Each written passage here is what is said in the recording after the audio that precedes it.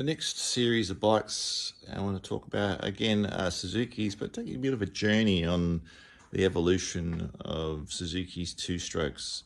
Of course, Suzuki had won world championships in the racing categories, 50 cc's and stuff, using two-strokes.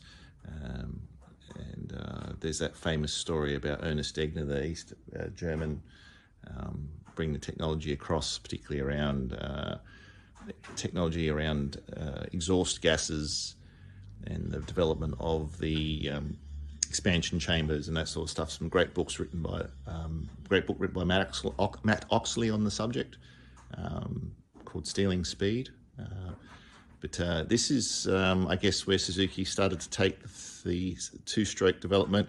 Bearing in mind, this is a 1974 GT380. In the series, there was the 380, the 550, and the 750. It's getting towards the end of the series, so 74. It's probably had only another 2 years to run. 76, seeing the end of the 380 and the 550. The other claim to fame, I guess, the 380 had was, of course, this formed the basis. This is, again, if my history gets me wrong, feel free to drop a comment and correct me, of one of Barry Sheen's early bikes. So, you know, almost famous. Everyone wants to claim a connection to somebody. So this bike was the first bike that was restored in the Brisbane Classic Motorcycle Collection. It had been in a flood. It was bright green. I'll show a restoration portfolio on it in the future. I'll put one together showing some of the photos and what we went through to bring the bike to its current condition. Runs, second kick, beautiful bike. But it also gives you a bit of a story about how two-strokes evolved. So this is really utilitarian transport. Yes, the ram air over the top was a bit of a gimmick to try and put cool air across the top of the cylinders. Early developments with the three-cylinder had issues with the running temperature of the middle cylinder. So different things like trying to jet them richer to run cooler, putting aluminium or sort of putting covers over the top of the cylinders to scoop air. It runs fine. If you don't rev the crap out of it, it's not really an issue. And of course, the other thing, style over weight, form over function, running the 3 into 4 exhaust system. So how does that work? Well, the bottom exhaust there is actually split from the middle cylinder. I'll just duck around here, I'll show you. I don't think you can actually see it, but if you come down there underneath, you might just be able to see in there, probably not. But the middle cylinder runs into the two bottom ones, very much style. No real work on the expansion chamber concept on this bike. It really is just design. But again, you know, we've got in our Sounds of Two-Stroke series, we have to have this bike running, and you can hear it. It sounds like nice, crisp and sharp. Runs ignition points, so still old school technology there.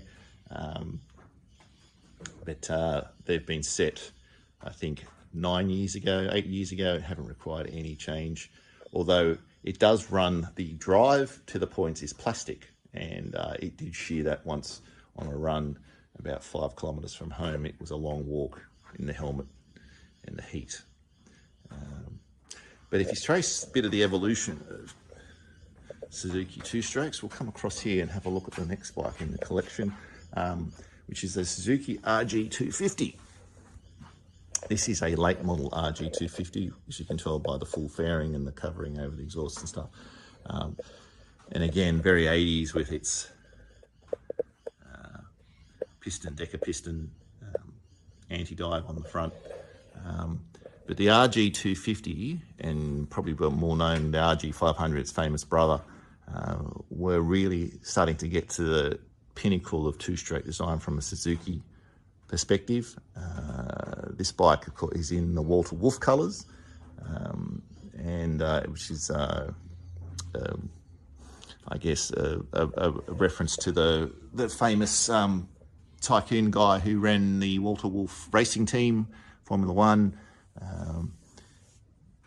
So the RG, it's parallel twin, liquid cooled parallel twin two-stroke, and running expansion chamber concept. You can just see the exhaust tube, but you can't really see the expansion chamber exhausts. Again, we've got this one on the Sounds of Two-Strokes running. You can have a look at that. And then channeling your inner Kevin Schwantz, well, baby Kevin Schwantz, because he really ran the bigger one. We've gone from parallel twin to the V twin RGB 250. This is our RGB 250 VJ21.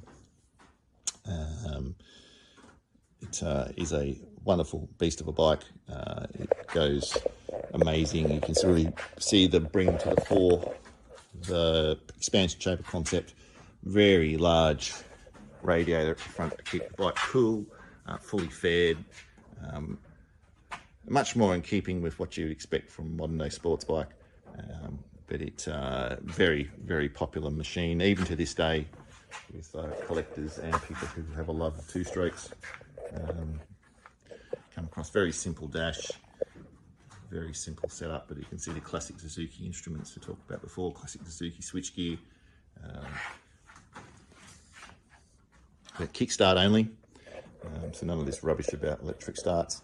Same with the GT380 really.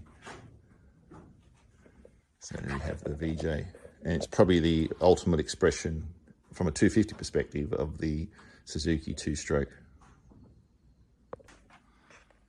This is the having a quick look at the clock set on the GT380. Very simple for its time, although what people may notice in the middle here is gear position lever, digital lever, which digital number tells you the gear in. Red line's at 8,000, although really in respect to its age, never gets anywhere close to that these days. Very full switch gear.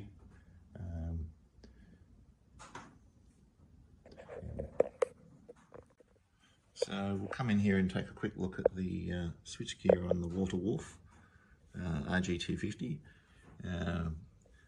Emphasis on big W's everywhere, and it's not Woolworths. It's the W for Walter Wolf. Tack in the middle, red lines at 10,000, so it'll be screaming 10,000.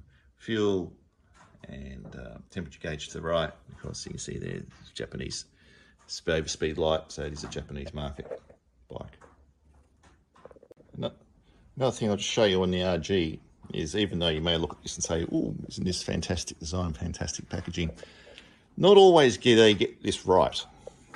So this is the fuel cap, or the fuel cover. Of course, here we have petrol. And this is the oil tank. Now you might say, oh yeah, so what, so what? The oil tank sits under here, up, and is actually attached to the tank, to the fuel tank. Of course, which is great until you want to take your fuel tank off and you have to disconnect your oil tank.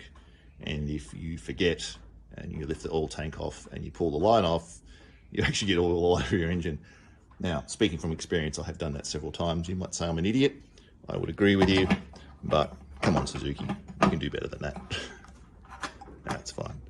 And just again, to emphasize who is sponsoring this, Walter Wolf.